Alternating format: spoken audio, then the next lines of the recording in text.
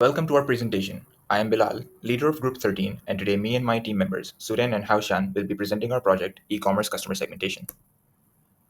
The aim of our project is to explore e-commerce orders placed in Pakistan and segment the customers based on their purchase behavior and transactional data. The outcome of this project will benefit e-commerce businesses, and our solution will be used by marketing and product managers who want to understand their customer base in order to launch targeted marketing campaigns. Most of the research revolves around investigating the recency, frequency, and monetary aspect of the customer's data and does not consider the behavioral characteristics. There are scarce empirical studies that implement this idea. Therefore, we will be segmenting the customers based on a combination of behavioral and transactional characteristics. Following the OSCMN methodology, we first obtained Pakistan's largest e-commerce dataset from Kaggle. We read it as a pandas data frame and proceeded to cleanse it. Out of the 21 fields in the file, 8 fields were selected that provided behavioral and transactional data about each customer. Missing data in each column was identified and dealt with accordingly. The missing customers were dropped from the dataset, and the category names are filled using hot deck imputation, which involves imputing from the closest matching observation. For this, a lookup table was created by finding the modal category name for each SKU. Then all missing category names were substituted with the modal category name for the corresponding SKU. The payment method column has data with similar business meanings, so they're grouped up into one of 5 categories of payment methods. Internal backend adjustment payments were rare and had vague meaning, so these records were dropped.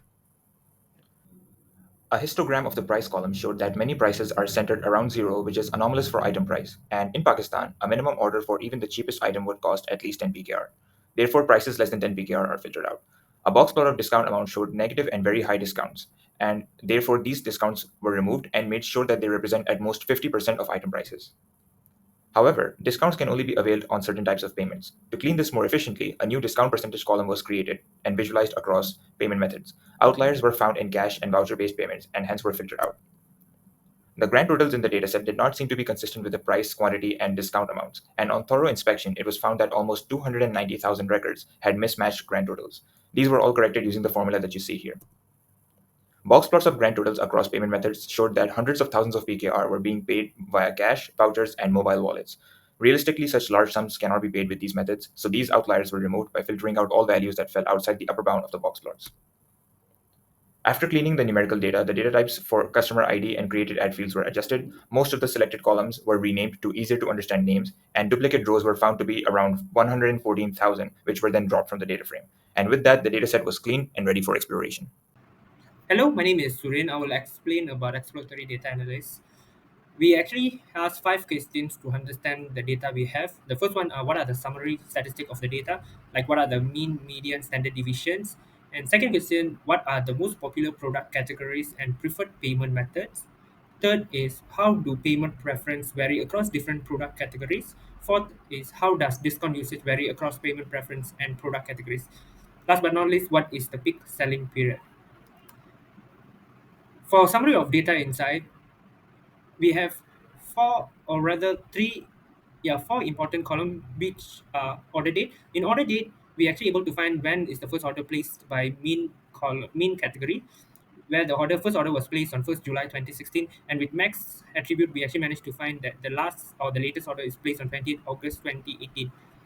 And we also have actually get an idea on average with median that average price cost 799 Pakistan rupee, and as well where there is a 500,000 worth of Pakistan rupee was spent, which were for bulk order of 200 quantities.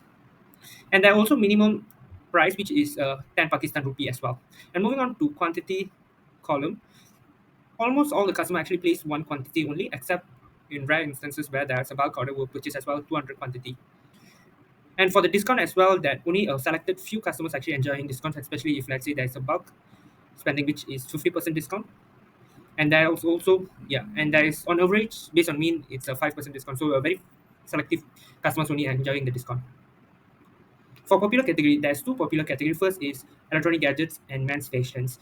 And the reason for this is if let's say someone is actually prefer electronic or gadgets, they're probably a tech savvy, hence why they actually prefer to purchase through e-commerce site. And for men's fashion, possibly because men want to save time by not going to physical shops, so that's the reason that their purchase for the product category for men is high as well. And for school and education supply are least purchased online, there's two possibilities. First, either it is the visibilities of school or education supplies isn't great, or second, they don't have wide variety of supplies under school and educations.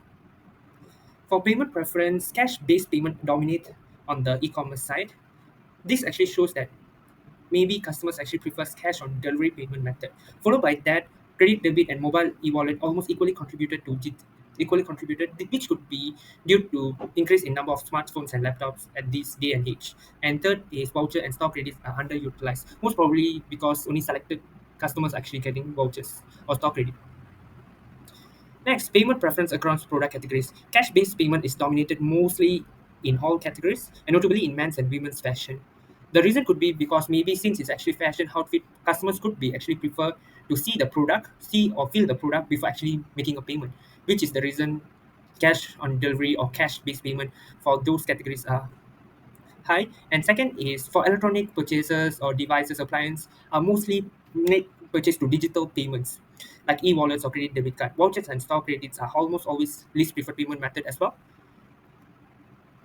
Third is discount usage across payment preference. Overall, most discounts are available for grocery item to digital payment platform only. That could be one of these two reasons. First, either that the e-commerce site want to have repeated customers, so they are actually doing more promotions or discounts for groceries because groceries tend to be a repeated purchase.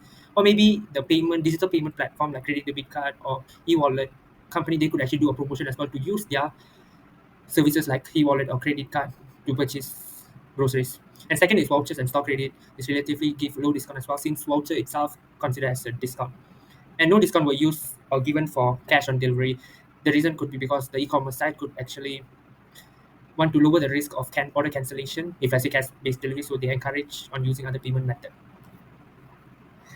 Based on this chart, there's two peak season. First in November, and this could be due to Black Friday sale or year-end clearance. And second is in the sale, there is a rise in sales in May each year, suggesting that influencing the spring seasons or mid-year sales clearance. And that's all from me. Thank you. Okay, now I will explain about the ethical considerations part. Since our projects involve sensitive customer data, so it's important to ensure privacy by anonymizing the data and using it only with proper consent. Fairness is also key. Clustering should not discriminate against any group based on region, income, or other factors. Next is model transparency. The results should be easy to understand so that marketing and product teams can use them responsibly. Lastly, the data must be stored securely to avoid leaks or unauthorized access. So, how will this project impact the society? This project can positively impact society by helping businesses better understand customer needs and preference. By using data to create meaningful customer segments, companies can offer more personalized products, services, and promotions. This leads to improved customer satisfaction and stronger relationships between businesses and their customers. Additionally, efficient marketing strategies can reduce unnecessary advertising, which save resources and reduce digital clutter. If done ethically, this project also promotes responsible use of data and can set an example for data-driven decision-making in Pakistan e-commerce industry. That's all from our group. Thank you.